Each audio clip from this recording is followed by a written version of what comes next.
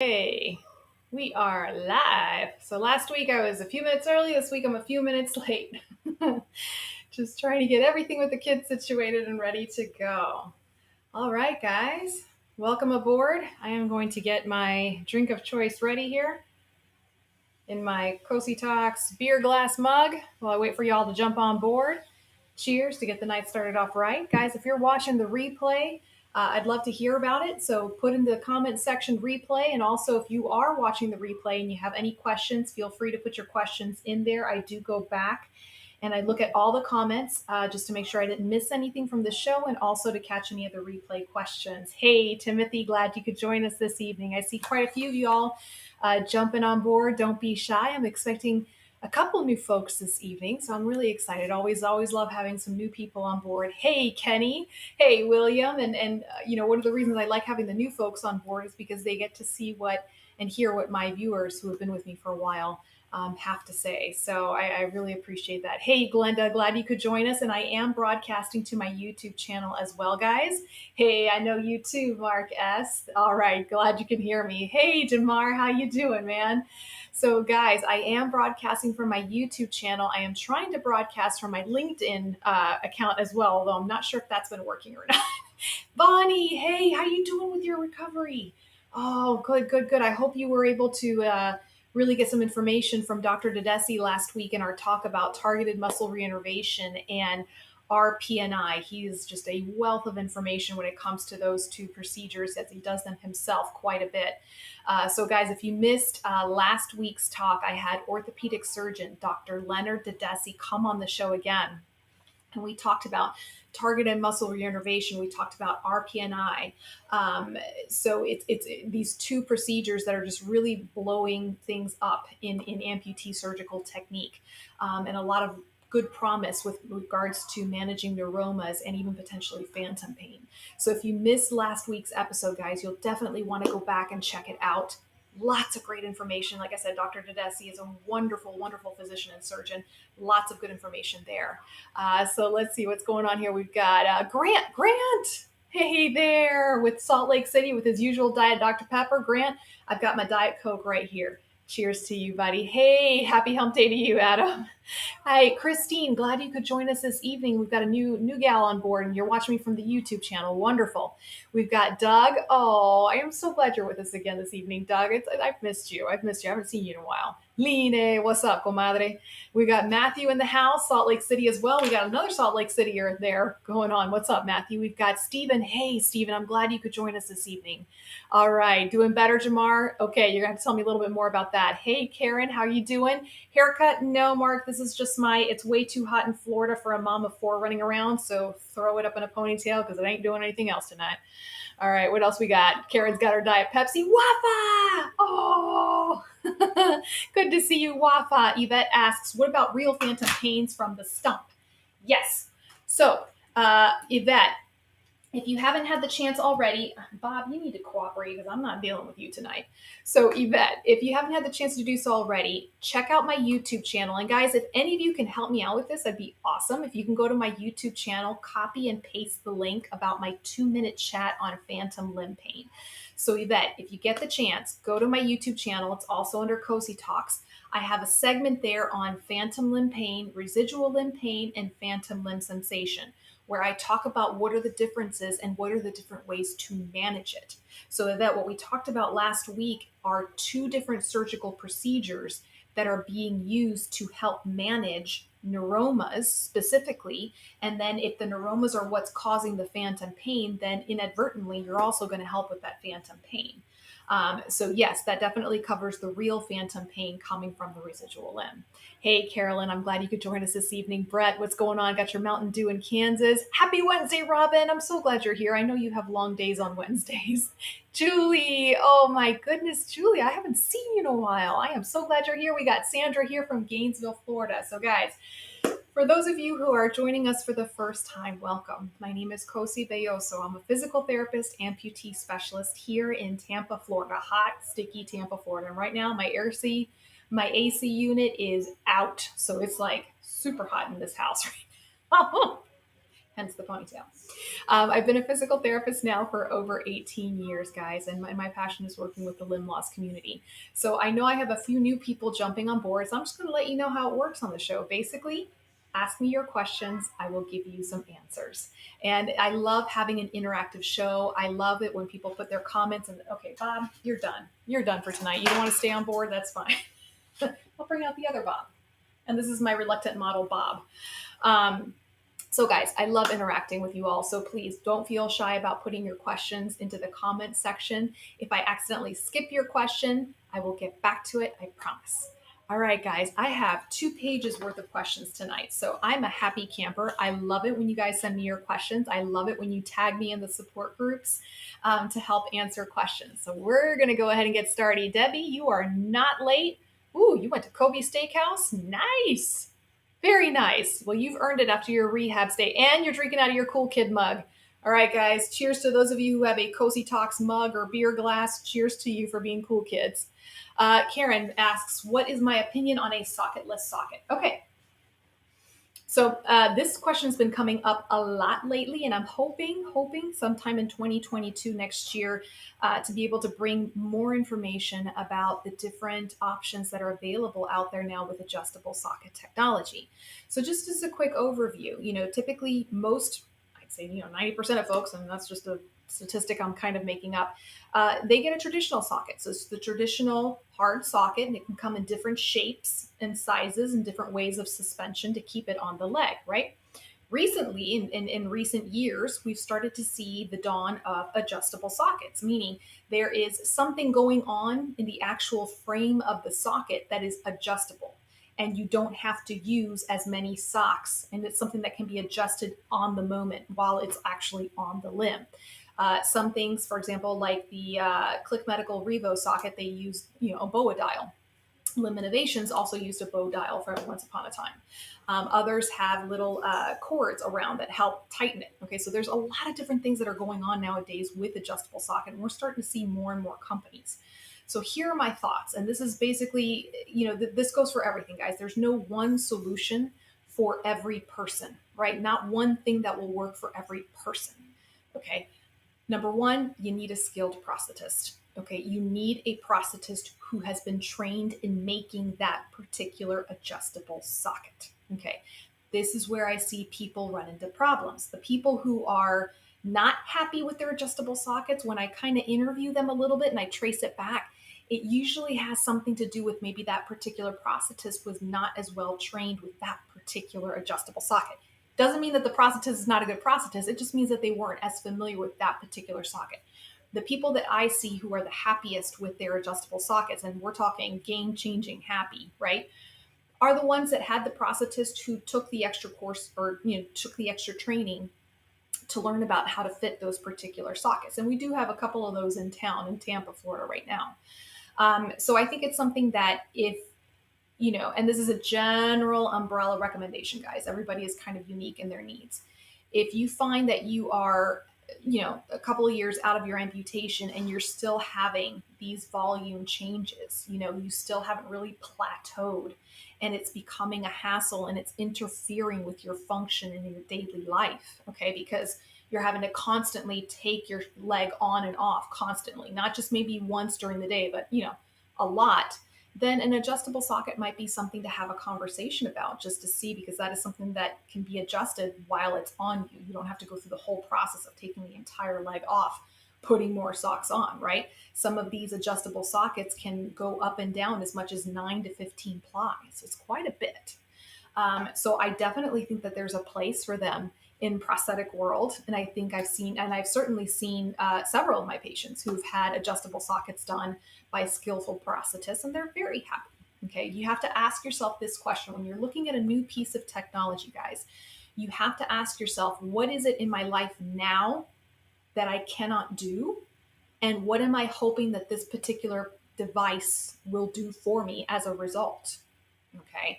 And really just have that honest conversation with your prosthetist, your physical therapist, and yourself, just say, Is it because it's a new shiny piece of technology and my eyes are lighting up? And guys, that happens to me. I see a new foot, new knee, new whatever, and I'm like, ooh, I want somebody to try that. But again, it's asking yourself, what is that device meant to do? What is it meant to improve in my life and my quality of life? And does it apply to me? Right? Hey, Kay, I am so glad that you made it this evening. Where's Bob? Mark, Bob just does not want to stay on the sofa, and he's been slipping and sliding all the time, so he's just going to stay on the ground until I need him. Daryl, you made it, and you're watching me from the YouTube channel. Yay! Thank you for that. Kay, I am so glad you're back too. I love having my occupational therapist on board for the evening. Hey, Jim, must admit to having a Guinness in the glass rather than in my Cosi mug. Well, then, Jim, you need to get yourself one of the Cosi glasses so you can have your Guinness in there. Hey, Jeanette, glad you could make it this evening. Okay, guys, let's jump in on this first question because I got lots of them tonight, all right? First question. This gentleman says, I am a new bilateral below the knee as of last March, so brand new. Does the tibia and fibula get out of alignment orientation, like start pointing to the side, since they are no longer attached to the ankle if the calf muscles are worked? Or does the knee connection keep them in properly oriented and aligned? Okay. Also, does the bottom capping keep them properly spaced from one another? So that's actually a really great question. And now we're going to make Bob do some work here. All right, Bob, guys, this is Bob, my reluctant model. He's also a little bit snarky sometimes, but I think he'll behave tonight. So for this particular gentleman, he's a bilateral below the knee, right? So he's missing both of his limbs below the knee. And he was asking, does the tibia, which is the big bone right here, that's your shin bone, and the fibula, this tiny little bone that's on the side, right? Do they stick together? Do they move out of alignment? Okay, so the natural drift, there's nothing attaching unless you've had an Erdl procedure, which is where they fuse these two bones and create a bridge that looks like this, right, out of bone. Then, yeah, those two bones are kind of, free floating, for lack of a better word, okay? And the fibula might get, narrowed down just a little bit and chiseled a little bit more at the end, a little bit shorter, okay? But the point of the prosthesis is to be aligned properly to help get this alignment back, okay? To help get this alignment back. And in some people, it might mean that the prosthetist sets the prosthesis a little bit in. Some prosthetists might set it a little bit out, depending on your own unique alignment, and also depending on how you were prior to your amputations, okay? For those of you who are missing one leg, your prosthetist might try to align your prosthesis to match your other leg, okay? If you're missing both your legs, then your prosthetist has to do a little guess and check and maybe look at a picture of how you were beforehand and also just see how your balance is and how you are with that new alignment, okay? So the calf muscles here, they're not going to get used very much with a below the knee amputation. They do work, right? There's still muscle activity going on in there. They're not paralyzed, but they're not going to be able to function the way they used to function when they were fully lengthened and attached to the right places in the foot, okay? So there is going to be atrophy there, and those muscles are not going to prevent the straying of the bones right there, okay? But again, that's what the prosthesis is for. It helps keep everything in alignment and help keep everything secure. All right, thumbs up. All right, Barbara, oh my gosh, glad you could join us. Hey, Justine. Andrea saying that Bob needs Dysum under his tushy. Yeah, he's got a bony tushy. Adam says, I actually got the Erdl procedure. Is that advantageous for a person used to running and jumping and being very active? So Adam, technically the biggest advantage to an Erdl procedure is that the person is able to put weight into the end of their residual limb. Okay. So, and many people don't really realize this, that when they have an amputation done and they're using a prosthesis, many people assume that they're putting weight at the bottom of their prosthesis, and that is not the case, right? It's actually the opposite. You don't put weight into the bottom of your prosthesis unless you've had an Erdl procedure. Okay, so with the Erdl procedure, again, the surgeon takes a bit of bone graft, usually from the hip, right? And fuses these two bones to create a bony bridge. And that will allow them, right, to bear weight through the end of it. Now, I do not have any official literature that I've read on that, Adam, to indicate whether or not that person would have a greater advantage for weight bearing and high impact activities, such as running and all those things that you mentioned. But yeah, it kind of makes sense. But by the same token, Adam, I've seen some really skillfully made running prosthetic devices.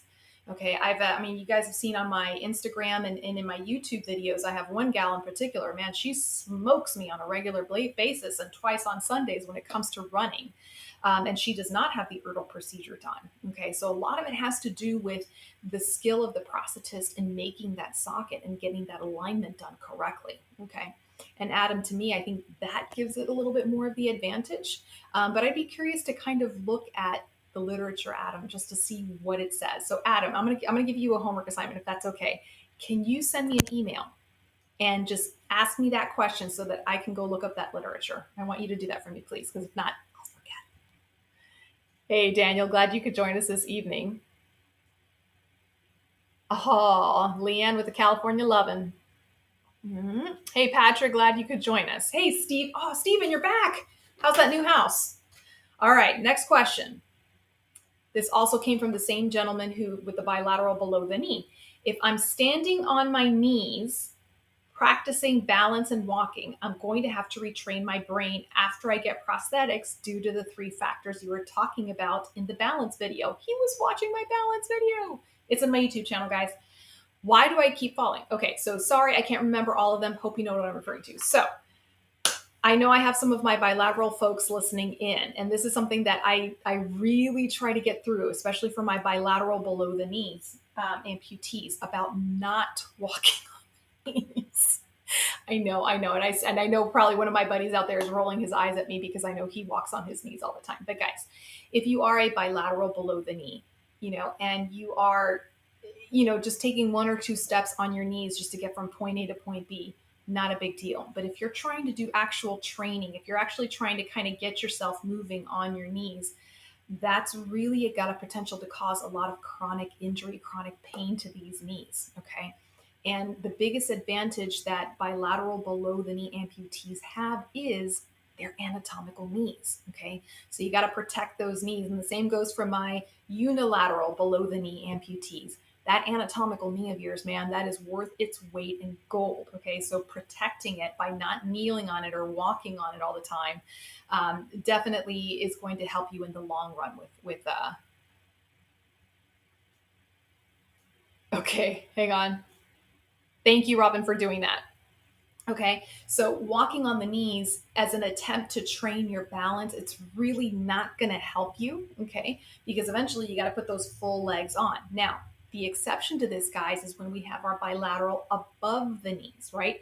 And we might start training them with the stubbies feet and the stubbies socket setup, okay? So what that means is they'll have the socket, and then instead of having that pylon, that long stick, right?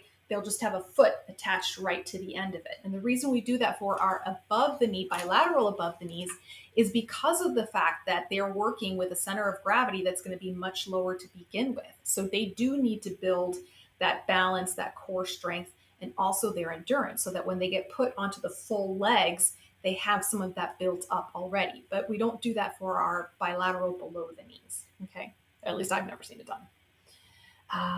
Let's see. Hey, Ashley, glad you could make it. Okay, let's see. Debbie says, I'm using my pin socket and walking without a cane in my house now, so I really don't want to change just yet. Oh, Leanne, I appreciate that so much. Thank you. Thank you. All right, here we go. Oh, this was a good one. This is the one where I'm going to put, this is a question for you guys. This lady says, I have a question. Any ideas why I don't see pictures posted of senior citizens walking for the first time or as experienced prosthetic wearers? Most of the pictures I see are of non-seniors, younger adults, or really athletic prosthetic wearers. I'm 70 and I walk everywhere, keep my prosthetic on from the time I get out of bed in the morning, and I don't take it off till bedtime.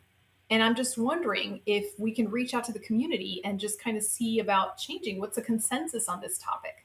So guys, this was just one of those questions that made me go, huh, she's absolutely right. A lot of times when we see our advertisements for prosthetic componentry or for any kind of devices or equipment that are being used by amputees, typically you do see a younger amputee or you see someone who's extremely active. And I know that in my 18 plus year career, I've run into several people who would be considered senior citizens, which I think that is over 65. who are incredibly active. Incredibly active. One of the first people that comes to mind is Tom Allred. He's a bilateral above the knee amputee. I believe Tom is in his early 70s, and he's walking 3 to 4 miles a day on rough terrain out in Texas. So if there's anybody out there who doesn't mind admitting their age and their activity level, I'm curious as to see who's out there and what are your thoughts on this, guys. Who are my folks, if you're not shy about your age, who are my folks out there over 65 that you are active prosthetic users and that you put your leg on in the morning and don't take it off till nighttime? So feel free to start putting those in the comment section. I want to hear from you about that. All right, here's the next one. This particular person says, what are my thoughts on a regular quad cane versus a hurricane? Hurricane. Yes, Carol and Connie, definitely, Robin. The Mark says 67 here, pretty active. Mark, that's like the understatement of the century. This man is scuba diving. Scuba diving, yeah. Grant says, I'm only 65, but I do post photos of my activities sometimes. Jim says, I'm almost there and I wear my leg first thing in the morning until just prior to bed. Andrea says, Dr. Fred, our COVID expert. That's a fact. Oh my gosh. I mean, I don't want to reveal too much about his age, Andrea, but he's at least in his early 70s, and he looks like he's in better shape than most men in their 30s that I've seen. I mean, he's a great example of that. So that's interesting. Maybe we need to start poking these companies a little bit more to start posting pictures of our senior citizens being active. You are not, Robin. You've got a ways to go. You're still a young chicken. All right. So the differences, guys, Wafa says, I'm 61 and very active, and I have my leg on for 18 hours, and I'm very active. Yeah, I can vouch for that one. I know Wafa is very, very active. Debbie says, I'm 59 and I leave it on all day, and I wish I could sleep with it. So there you go, guys. There you go. Okay. And went on a trampoline. You're brave, Debbie. I haven't been on a trampoline in 2 decades, and I'd be afraid to go on when I could break something. All right, so let's go back to this question, guys, with the quad cane versus the hurricane. So at first I had to go, what's a hurricane? Like, and it turns out, so the quad cane, guys, is the cane, right? And at the end of the cane, it's got like this little 4-legged stand at the bottom, right? Quad, 4, okay? And the hurricane, it looks like an even more miniature version with just 3 little legs on it. It's super, super, super tiny. So Daryl says 68 active wear all day. Kays says, hey, Kay, from Ontario in the middle of hundreds of forest fires. Oh my goodness. So guys, with your assistive devices, right? Basically, the bigger the base of support, the more support you're going to have walking, right? You're going to have more stability. Okay, so the most obvious one is your walkers, right? Your standard walkers, your rolling walkers with the wheels, the rollators, the one with that cute little seat that comes up and down. Those are the ones that are going to give you the more support, right? But in giving you more support, they kind of take away a little bit of that mobility. Okay, you got to pick one or the other, right? So you're more stable, but you're not quite as mobile. You're a little bit more limited, okay? Then we move on to your crutches. We have the underarm crutches, the axillary crutches, and then we have the forearm crutches. And I was taught, we call those the Lofstrand crutches back in my day, and I know that there's several other names for those particular crutches, okay?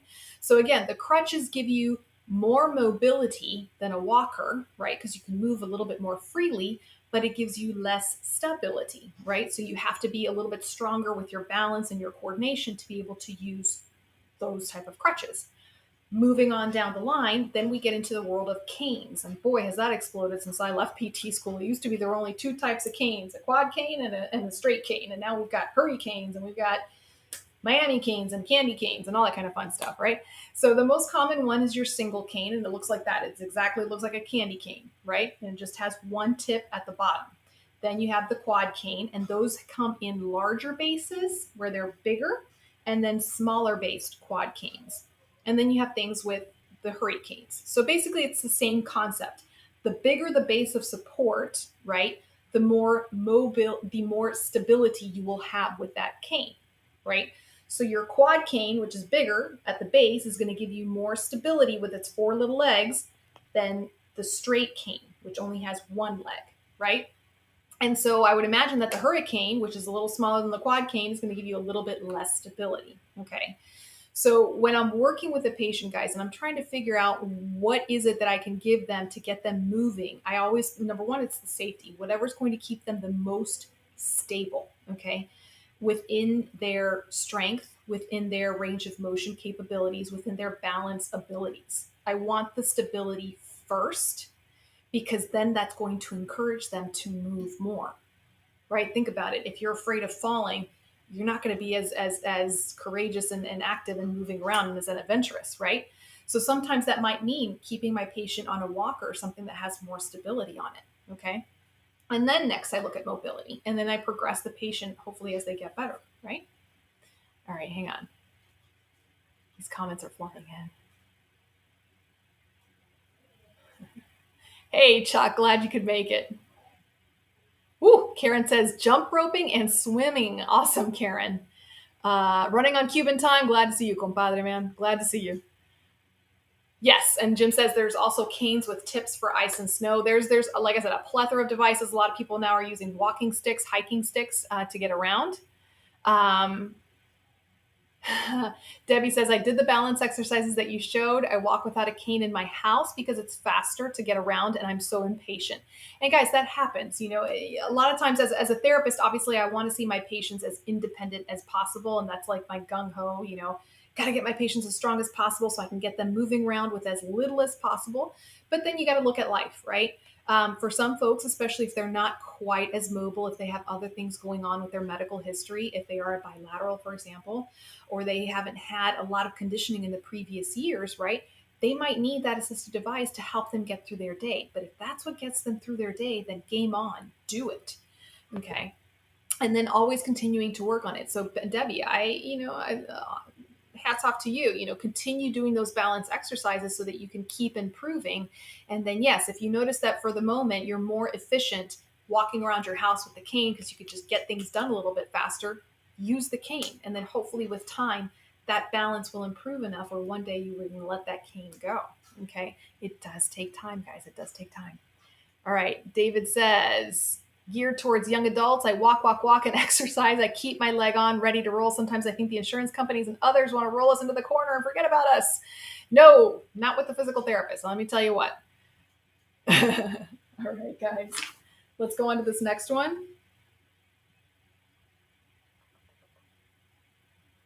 Okay.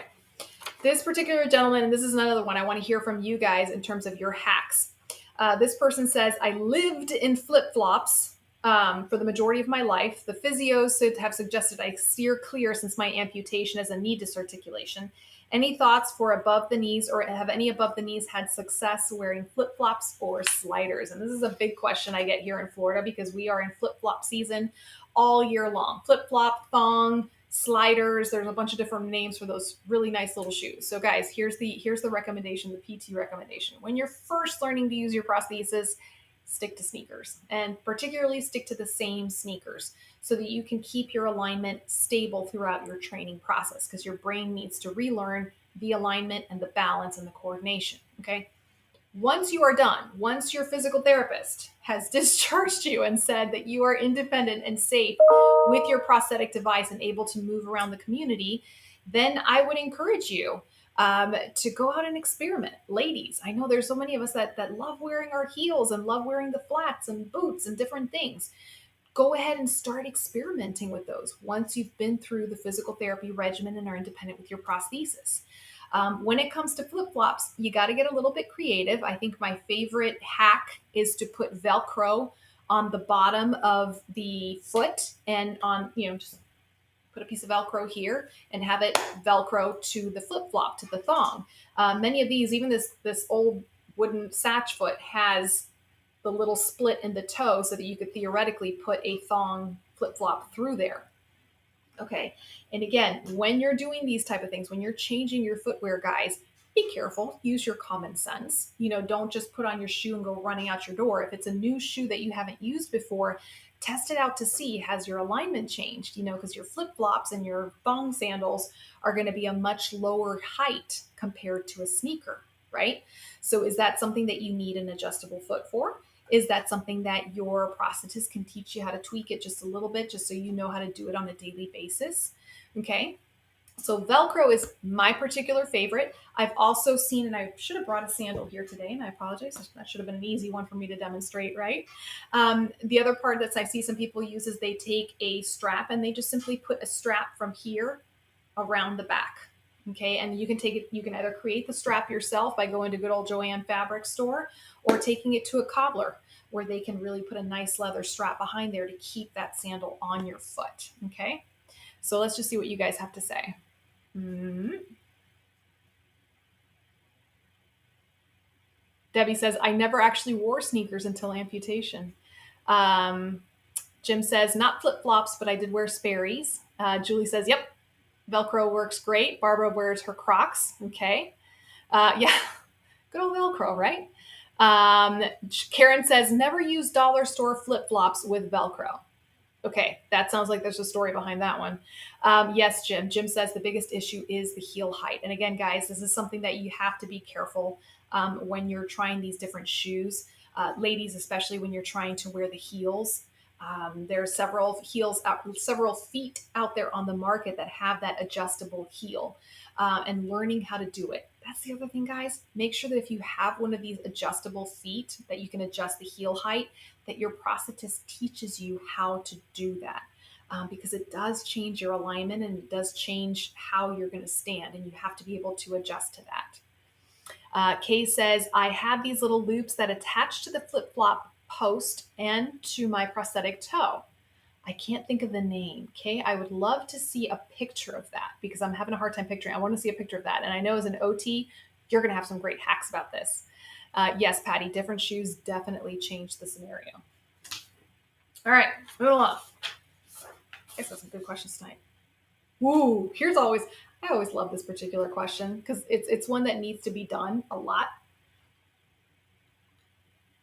I feel like I've been seeing a lot more chatter on the support groups about physical therapists, and that makes me happy because I feel like, when I first started coming onto the support groups in Facebook a couple of years back, not a lot of people talked a lot about the physical therapist. So I'm seeing a little bit more chatter, and that makes me excited because, guys, that's my soapbox is the role of physical therapy in the recovery process from limb loss. So this particular individual says, have any of you interviewed physical therapists before starting your PT? And if so, what questions did you ask? Guys, I've been doing this question long enough, so now I want to hear you guys. How many of you, okay, interviewed your physical therapist or your prosthetist for that matter, okay, prior to starting after hearing me moan and groan about it on the show? So, those of you who are new to the show, I am someone who is a huge advocate about interviewing your clinicians. Okay. Interviewing your clinicians, whether it's your surgeon, your PT, your OT, your prosthetist, your mental health worker, whether that's a social worker, your psychologist, support group. Interview the people who are going to be helping you along the recovery process. Now, is that always possible? No. For those of you who had to have emergency amputations, and you may not have necessarily been conscious, obviously you could not interview your surgeon, right? But for many of you, right, in the process from being discharged from the hospital, you might just have a little bit of time to be able to interview your prosthetist or your physical therapist. Some of you, I know, even did it prior to your amputation, that you knew that you had the amputation coming up and you had time to interview. Okay. Guys, so important. Unfortunately, there's not a whole lot of physical therapy amputee specialists in the United States. Not a whole lot of us, guys, but there's a lot of great PTs. Okay. And I've changed my tune a little bit as I've been doing this show because I understand there's not a whole lot of amputee specialists out there. Okay. My first suggestion to you is find the nearest one, right? I've had some people come in from out of state just to work with me for a few days of kind of like boot camp training in my clinic.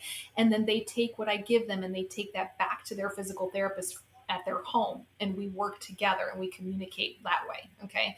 So you can get creative if the physical therapist amputee specialist is not in your zip code. Okay.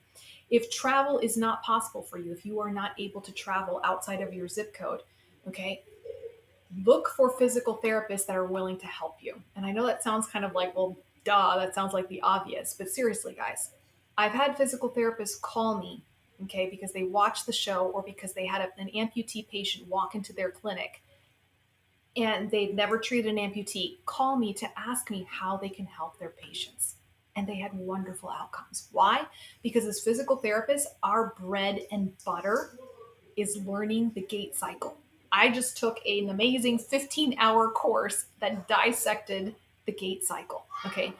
That is a huge bulk and foundation of our education, guys. We spend hours and years learning about this. Okay. So the physical therapist who is motivated to help their amputee patient, even if they've never worked with an amputee patient, that physical therapist already has that knowledge in their bank. They just need a little bit of extra knowledge when it comes to the prosthetic device. Okay. So these are some of the questions that you can ask your physical therapist is saying, are you willing to work with my prosthetist? If it's a physical therapist who first of all, you can ask them, have you ever worked with an amputee? And if so, how many? I get that question all the time. How many on average do you see? Have you seen bilateral amputees? Have you seen complicated amputees with multiple other injuries with it? And ask them about their experience. They should be able to share that with you, right? Okay. And if they say, no, I've never worked with an amputee, but I'd love to work with you, right, and help you out, okay, then you can take it upon yourself to introduce them to your prosthetist. And boom, that'll be a match made in heaven, guys. So much of what I know from prosthetic devices is because I've had the ability to learn from some of the most amazing prosthetists here in Florida, okay, and outside of Florida too, for that matter, okay. So having that communication there, you will get good outcomes, right? So when it comes to interviewing your physical therapist, I say yes, go for it. Because here's the other thing, guys.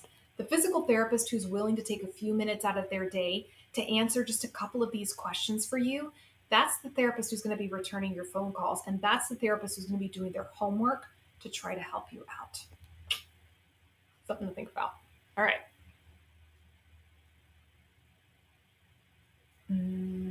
Thank you, Kay. I want to see a picture of that. Debbie says, my boots won't fit my foot. Had nice boots before my accident. Oh. And guys, this is where, if you have boots, like some really nice boots, if you can take them to a cobbler and have that zipper, I've had a couple of patients who've done that they have the zipper put in all the way down to the plantar part of the boot so that it can have as much to open up as possible. Sometimes that might save the boot. Megan says, I didn't, but I wish I did. You've made me think right. Well, I'm glad to hear that, Megan. And guys, it's never too late. It's never too late. A physical therapist is someone who's going to be a part of you, a part of your care for the rest of your life. I have my own two physical therapists that help put me back together again whenever I have some sort of nagging injury. As our bodies age, things break down, right? Physical therapists are incredibly helpful with this, and an occupational therapist as well. Okay.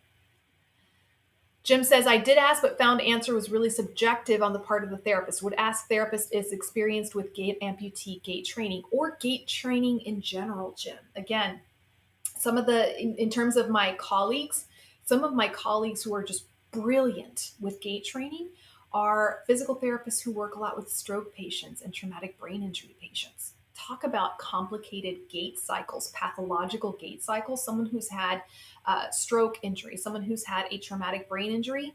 Holy smokes, those gait cycles can be all over the place. And these PTs, it's just amazing how they can analyze these gait cycles and help correct them. Okay. So the analysis of the gait cycle, that is something that a physical therapist can do even if they've never seen a person with a prosthesis before. Okay. It's analyzing the gait cycle, what is not normal about that gait cycle and whether or not it needs to be addressed. Okay. Patty says, my physical therapist works with my prosthetist and he actually reconnected and he sent me to the PT. And that I love hearing that, guys. I always love to hear when the prosthetist says, hey, here's a physical therapist I know. Brings a tear to my eye. Yeah. Let's see. Debbie says, my niece got a nice pair of boots. I like that. Okay, here we go, guys. Ooh, here's one that came in. Steve says, my biggest problem, it's been a long day. My biggest problem presently is balance. As I walk, I look down about 2 feet in front of me and I'm sort of bent over, like I get up from a chair using my shoulders in a kind of hunched position. Other than thinking about standing up straight constantly, do you have any other suggestions how I can achieve standing up straight without falling backwards? So, Steve, the first thing I'd want to know is why are you standing hunched over? Okay. Is it because, come here, Bob, you're on again. Let's put that clavicle back into place. Okay. If you're standing hunched over like this, is it because your hip flexor muscles are tight? That's a big culprit in my amputee patients, both below the knee and above the knee. Okay. So it doesn't matter how much time you tell yourself to stand up straight, right? If your hip flexor muscles are tight, they're not going to want to straighten up, and you're going to end up compensating by curving your back even more to stand up straight, which is no good for your back. Okay, so Steve, that would be my question is why are you standing hunched over? Okay, is it because you have weakness in your back extensor muscles? Okay, part of your core. And we had a big old talk, Steve. If you want to check out that talk on my YouTube channel under the live event series, okay, day 2, I talked about the core, all the different parts of the core, the front abdominals, the back extensors, the diaphragm, and the pelvic floor. Okay, and how the weakness with that can affect your posture, can affect your gait. So, Steve, for example, if you're having weakness in these back muscles, right, the tendency is going to be to want to hunch forward as well. So, a little bit of strengthening there to help with the endurance of those muscles. Okay. So, is there weakness? Is there tightness? Okay. Looking at some of these things to see what's going on. And again, that's where the physical therapist can really come into play. Zach! Oh, it's a party now. Zach Cowan is in the house, guys. I'm gonna poke some fun at Zach, man, because I love this guy. He's just amazing. He has been on my show more than once. He is a yoga master. I don't even know if I'm saying that title correctly. He is the father to 3 beautiful boys. He is the first amputee WWE wrestler.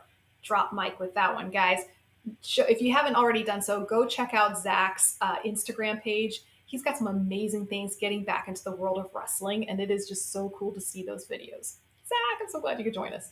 All right, David says, my amputation happened so quickly, but during my recovery, I was blessed to have some excellent nurses to give me a heads up as to where to go for my rehab, in and outpatient therapy. I hit a gold mine and I am blessed. And guys, pay it forward. If you are someone who had the benefit of having a good physical therapist, a good inpatient rehab team, put that out there on your Facebook support groups. You would be amazed at how many people get their recommendations from there and what an impact that can make on someone's life, right? All right. Oh, Debbie, I love your prosthetist. That's why your prosthetist, Debbie, shh, he's one of my favorites here in Tampa. Shh, don't tell him I said that. Zach, I'm gonna have you get Bob some lessons here, man, because he's not getting his act together. Steve needs tummy time. Yes. So, Steve, going back to the being able to stand up straight, if you have tightness in your hip flexors, one of the best ways to do that is to be on your tummy and just kind of, if you can tolerate being on your stomach, and to help stretch those hips out just a little bit. But again, having a therapist just kind of look at your alignment and say, this is what's going on. Tightness here, weakness there, combination of both things. Zach says, I suggest yoga for amputees. It's so beneficial for us. It's absolutely right. I have been working on this top secret project that I know I keep teasing you guys with this for the past 2 years. 2 years, right? And I'm almost at the finish line getting ready to launch this project.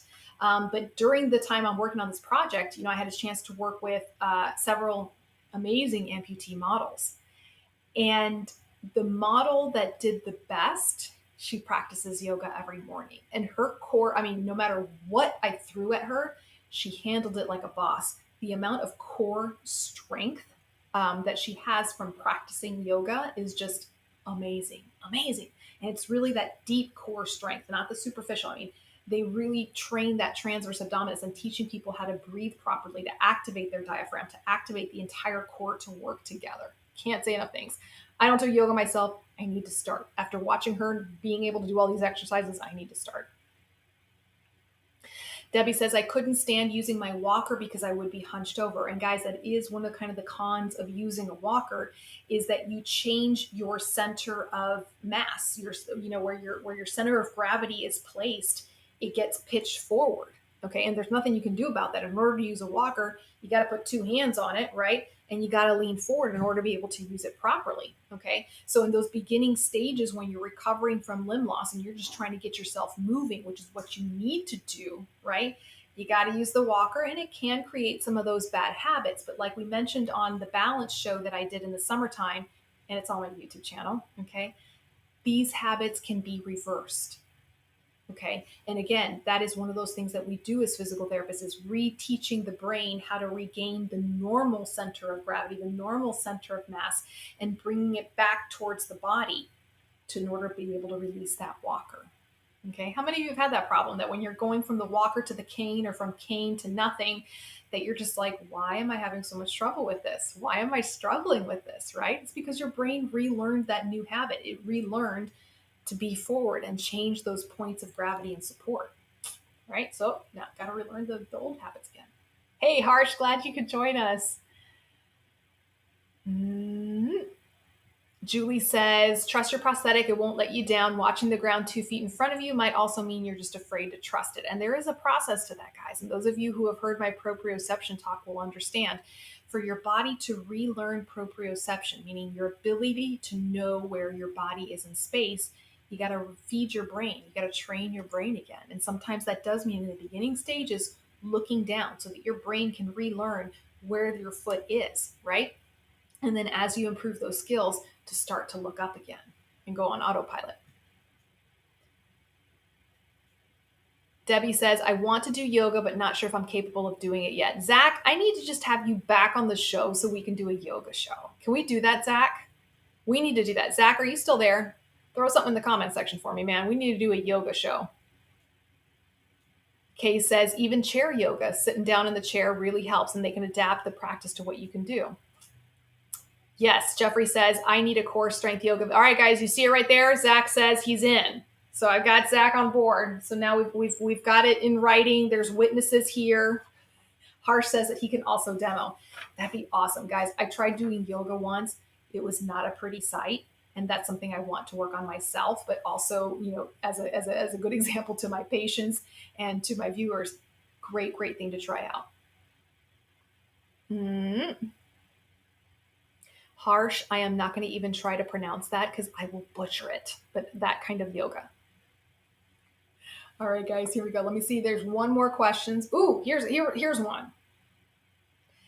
This particular person says, does anyone else have problems with the socket spinning? I had the hard plastic socket with lanyard and now have the Martin with a pin lock. As I walk, both keep turning to where I'm pigeon-toed, meaning foot face out. I'm a left above the knee amputee. I adjust my foot out, but I'm constantly having to change something. My knee now bends slanted in a little, and when I sit, this throws the bottom of the leg out to the side. I know we've come a long way in prosthetics, but they all still feel awkward to me. Okay, this is clearly a problem with the socket. And guys, it just makes me go, oh, because how many people are out there walking around with sockets that are spinning around on them, or, the foot is sticking out, and they think that this is just part of being an amputee, that this is just something that they have to kind of suck it up, buttercup, and deal with it. Okay. And it's not, guys. Okay. For those of you who are new to wearing prosthetic devices, it's never going to be like your anatomical leg, right? Let's just put that out there on the table. I think Reggie came on my show and he said once, we cannot create God's divine design, right? Okay. That being said, our technology and our knowledge of alignment and mechanics has come a really long way, okay? So wearing a prosthetic device, once you've become accustomed to it, right, should be fairly comfortable, okay? And that is possible. I have seen it, guys. I do know of people who put their leg on in the morning and they go about their day. Small adjustments here and there, but they go about their day. So when I hear about someone whose socket is like spinning around on them and they're constantly having to adjust it and the foot is sticking out and that they think that's normal, it makes me go bonkers. So the biggest obvious problem there is the socket is probably too big. Okay, socket's probably too big. So if it's spinning around like that, even with a pin lock, or something with the pin itself where the pin lock is adjusting, maybe it's where the pin goes in, that part has been stripped and it maybe needs to be replaced right there. Okay. Another thing, if the person isn't above the knee amputee and they're very, very high, right, there's going to be more of a chance of rotation because there's not much of a residual limb there to hang on to.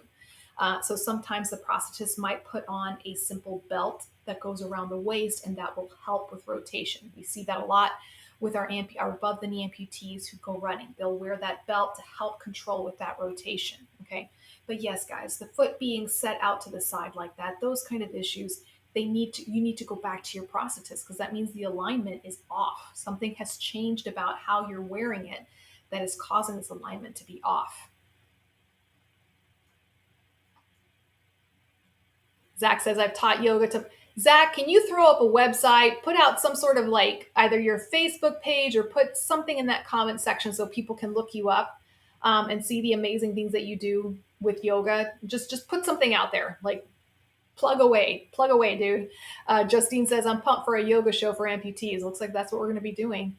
Debbie says, does it to me? I would have a duck foot and I had to put on another sock. And guys, sometimes it can be as simple as just putting another sock on to fill up that volume space. Okay. But if you're putting the socks and adjusting your socks and your socket is still spinning on you, it's time to call the prosthetist. It's time to call the prosthetist. Okay. All right, guys. I feel like I've been talking a mile a minute. I think I got everything.